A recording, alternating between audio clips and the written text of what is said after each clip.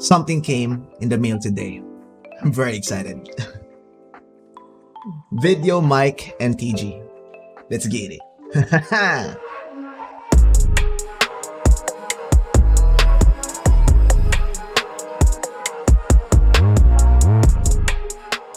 Recently, I decided to make my streaming setup a wireless or a microphone-less setup.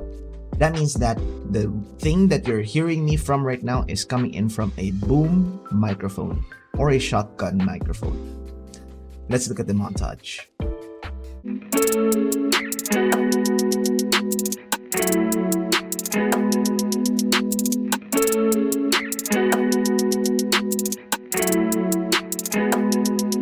As you've seen on that montage, I actually switched away from the normal microphone extension here with an XLR or XLR cable. It's very convoluted for me, and then more often than not, whenever I do work, people see the microphone and they ask, what's the microphone for? Whenever I'm not using the microphone because I'm using phone for Zoom, it's a lot of questions that I don't really want to answer too much.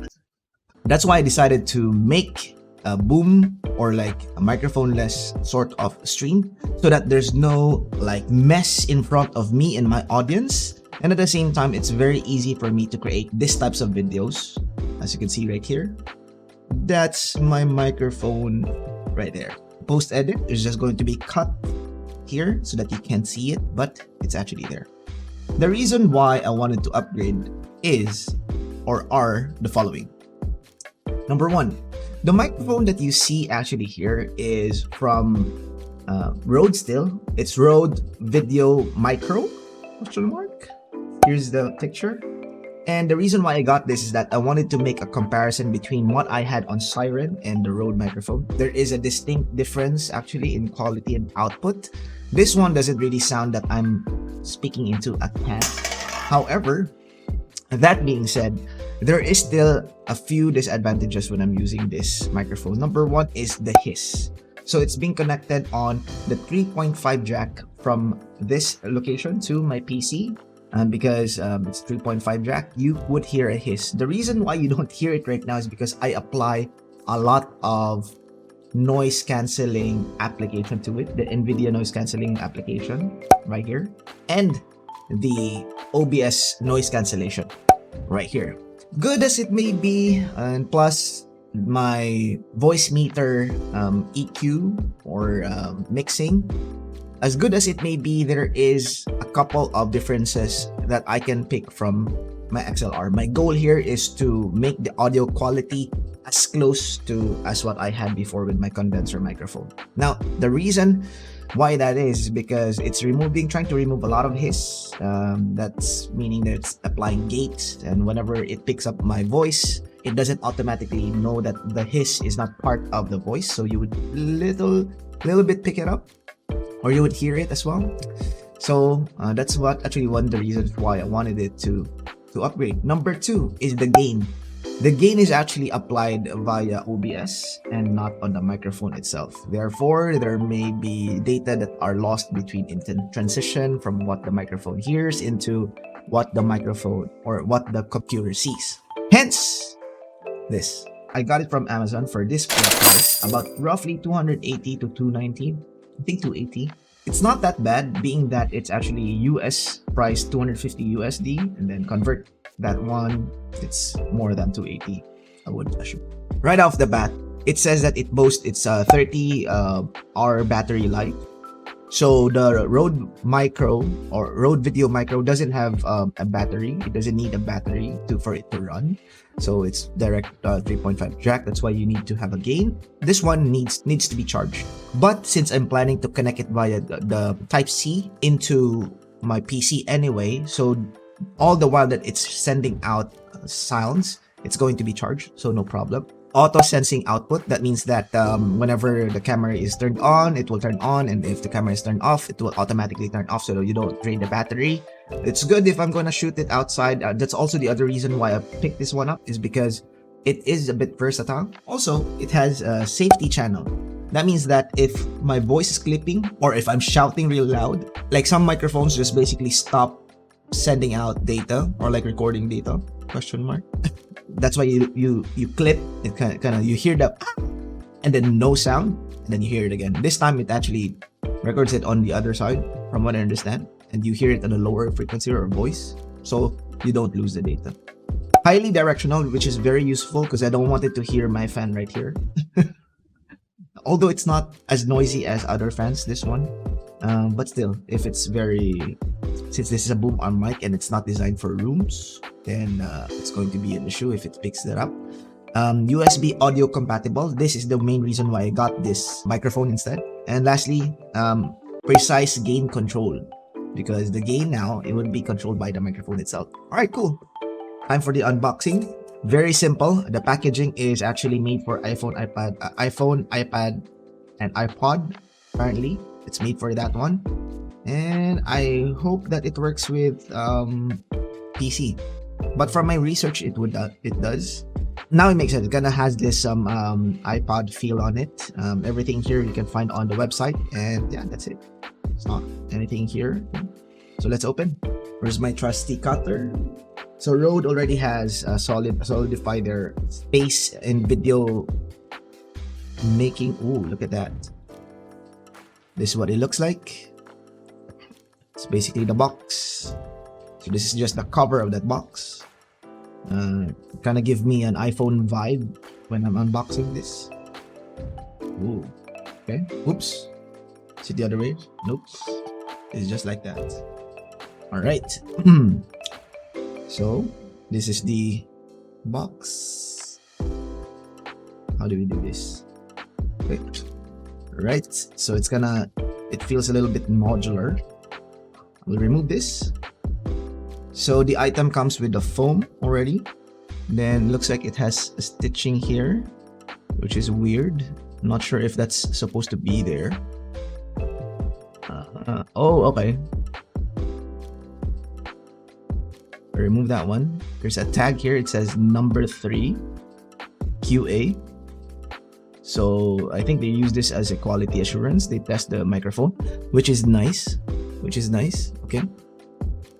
And from there, you have your turn on, turn off. And I think this is I would have to figure all of this out. I know that this is not a tutorial, guys. This is my first impression on the product itself. It has a weight on it. It doesn't feel cheap. As always, the holder, well, it feels like Rode holder.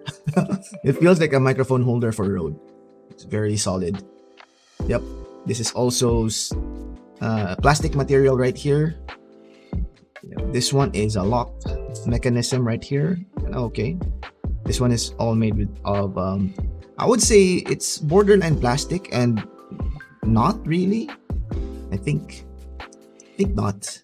You have your 3.5 jack here, just in case. And your Type-C cable right here. Bring it back. Bringing the rest into the fray. We have our 3.5 jack. You have your instruction manuals right here and the decedent. I'm not sure. Okay. On the side. And alright, here it is. Here you are. Here you go. The Type-C cable. I would say very well packaged. Checking on what it says that we would have. It's all there. So you have your microphone. You have your foam. The mic itself. 3.5 jack and the USB cable. It's only one thing left to do, and this is to test out the microphone. But before that one, let me show you what it sounds like if I don't apply the noise cancelling technology on the microphone. Yep. So that's it. If there's no noise cancelling, this is actually how it sounds. It's kind of bad. So let's see if this is improved with the microphone. All right. And we're back. So the Rode NTG experience on applying it to the PC is very, very minimal. In a sense, it's literally a plug and play experience. All you gotta do is plug the USB-C on Rode and plug it to the PC. There's no download drivers required. There's no other application that you need to install. It's quick plug and play, and that's it. And I think that's the reason why people doesn't really do tutorials on it. Just make sure that your USB-C is plugged all the way in the Rode microphone, or else it won't pick up the actual drivers. From experience, that's what was wrong a while ago. All right, as you can see here, I've set up 2 microphones. This is the one that you've heard me talk to for the past few minutes, the Rode VideoMicro, and this is the new one, the Rode NTC. And let's see the difference. For this, I'm going to need my trusty headset. Boom. For this, let's bring up the OBS. Boom. Now, as you can see here, we have 4 microphone configurations. The first 2 here are just the microphone, the naked microphone. And then the next 2 are the microphones fed into Voicemeeter. Now, just a note that the Voicemeeter here is just an IntelliPan. I'm actually just applying an IntelliPan in it, and that's it. I just wanted to make sure that if I'm going to go on stream and I put in my voice, what's the difference, right? As you can see, I'm actually using the Voicemeeter Rode NT right here. But for the purpose of this comparison, you're going to see what type of microphone here is. There's a word that will pop up here, and you would see the audio mixer from OBS right here, so that you would know which one I'm using. All right, cool. Let's start. All right, I'm starting right off with a Rode VideoMicro. Now, this Rode VideoMicro, we have applied filters in it, and the filters are on the 3 side. You have your noise compression, or the noise suppression, which is applied through RN noise. We have the compressor as well, that is stock 10:1, and the gain. The gain here is applied on 20 decibels because, as we know, as I mentioned a while ago, this actually doesn't have a gain onto itself, so you have to apply the gain post, like outside from the microphone. All right, I think that's it. Comparing it to the naked NTG, this is the naked NTG. To make the comparison fair, I'm actually putting in the noise suppression and compression as well. Same situation as what we had a while ago with Rode Video Microphone, and this is what it sounds like. To me, honestly, it kind of sounds a bit more cleaner than the other one, actually. Not a bit, like a lot cleaner, I would say. I kind of like it. I really like it. Don't you? Don't you? Let me know. Let me know. Comment section down below. And then finally, this is the Rode applied through Voicemeeter, and it's basically the same thing as what we had a while ago. The applied filters in OBS is the same, and we're actually just putting in the gain of 20 decibels as well. It kind of sounds like I'm talking into a can. Plus, you can actually hear a hiss, like after I speak. And I think the reason why is that because the microphone is actually noisy, it picks up a lot of hiss. The suppression being applied by OBS is not quick enough so that you actually hear a lot of hiss first before it dies down. Unlike our next microphone, which is the Rode NTG. This is now the Rode NTG fed through Voicemeeter. And as you can see, there is going to be a voice difference from the Rode NTG a while ago because I applied a Voicemeeter IntelliPan into it. So it's going to be on the low spectrum. You would hear me on stream like this going forward. I'm kind of liking it, right? It kind of sounds like I'm still talking to my old condenser microphone, which is exactly what I wanted to happen on this specific exercise, what I wanted to achieve. Now, the main question here is that whether it could pick it up, like if I were to put it a ruler away or a foot away. I hope it does, but I think the gain would compensate for that specific distance, right? I think that's it. I think I found the one. All right, I think there's only one thing left to do, and that's to see it in action or a montage. Here you go.